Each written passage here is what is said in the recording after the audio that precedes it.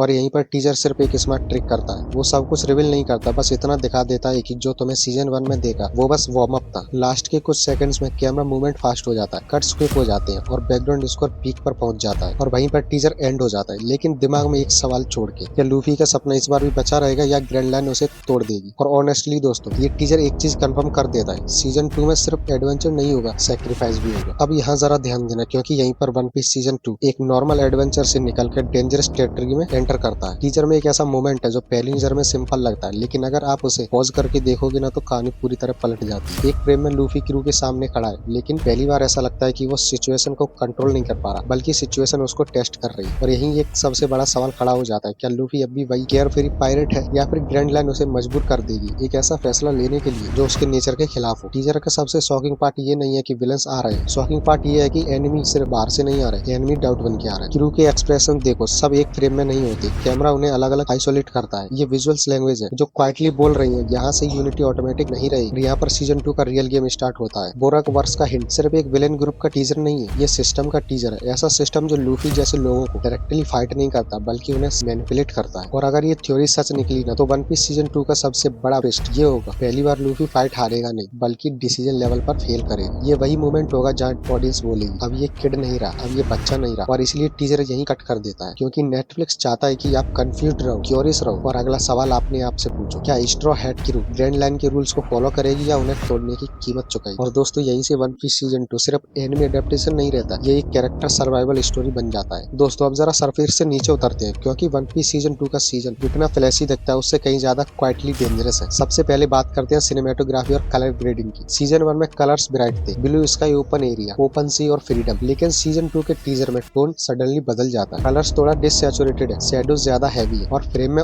Open space कम हो गया है। ये एक्सीडेंटल नहीं है, डायरेक्टर विजुअली बता रहा है कि ग्रैंड लाइन फ्रीडम नहीं देता, वो फ्रीडम की प्राइस पूछता है, उसकी कीमत चुकानी पड़ती है।